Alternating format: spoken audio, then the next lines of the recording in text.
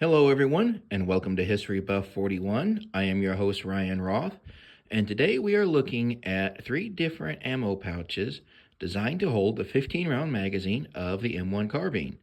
The M1 Carbine was adopted by the U.S. military just prior to our entrance into World War II after seeing the Blitzkrieg style of warfare that the Germans were waging.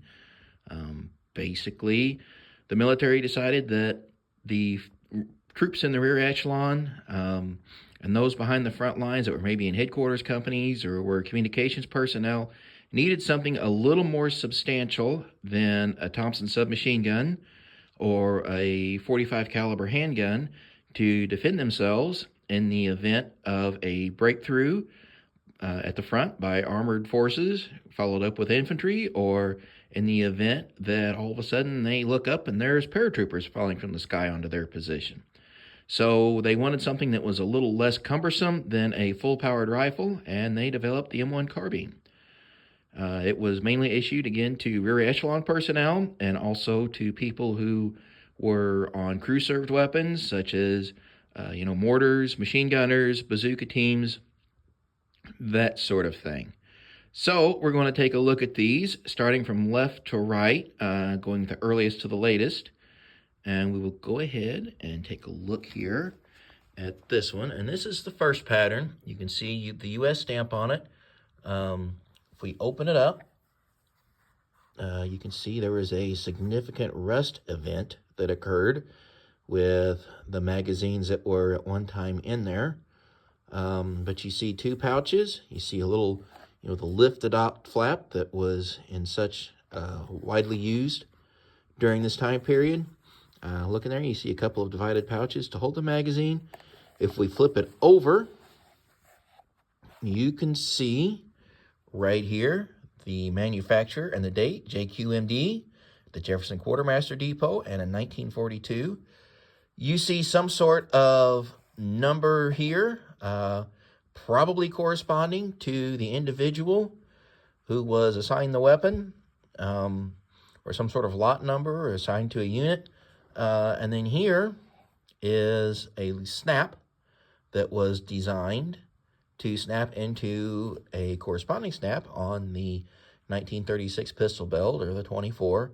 And basically you snap it in there so your ammo pouch wasn't sliding around all over the belt.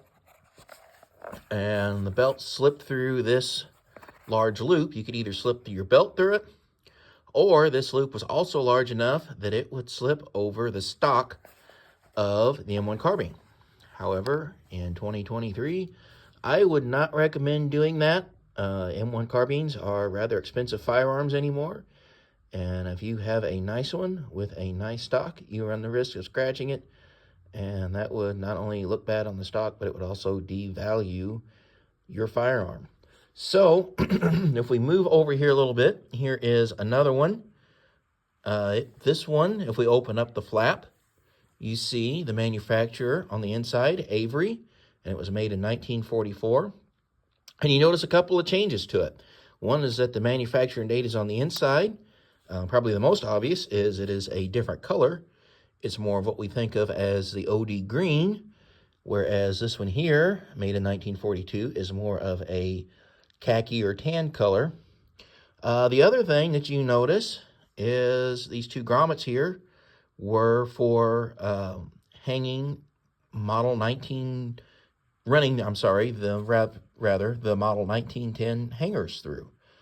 So you could hang a first aid kit or a sheath for your bayonet or your fighting knife or a compass or whatever else you may be carrying, and that way you don't lose a spot on your pistol belt.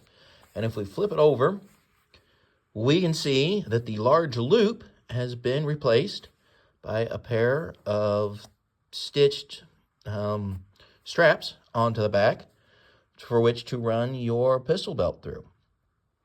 So we see some changes there. And then if we move over here to this one, you see one of the first things that you'll notice, a little bit darker shade of green. The stamp here is different. So this one here says U.S. Over here with the previous two, you had the U.S. You see the serifs right there, the kind of lines at the end of the letters, and then you see stamps after each initial. And so moving back here to this last one, if we open it up, we look inside and we see a stamp in there with a whole lot of information.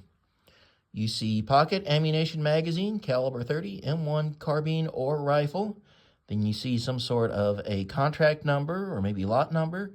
Then we see the manufacturer, the Tweedy Footwear Corporation. Try saying that one 3 times fast. And then we see some more, probably lot numbers. And then here on the end, we have a date which looks like December 26th of 1956. So, you see a lot changed in there.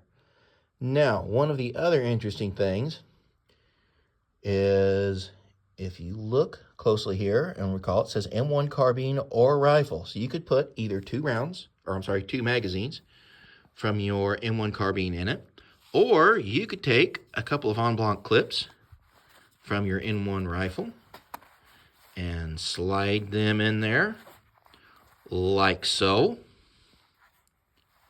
And you have a pair of clips for your M1 rifle if you are out on garrison duty or something of that nature. So you're not lugging around the full 10-pocket ammo belt with all of your gear on it. Instead, you have some sort of a pistol belt with maybe 1 or 2 magazines like this or like this, but not like this. They won't fit into the original pattern. The original pattern is just a tiny bit too small to hold magazines for the M1 carbine, or I'm sorry, for the M1 rifle. But you can have, like I said, you could have a couple of those on there, and if you're pulling garrison duty, you just slip them onto your pistol belt and go out and do your thing for a while, and you've got, 2 or 4 extra magazines, or extra clips rather, for your M1 rifle. So anyway, that's it for this episode of History Buff 41. Thanks for watching. Be sure to like, share, and subscribe.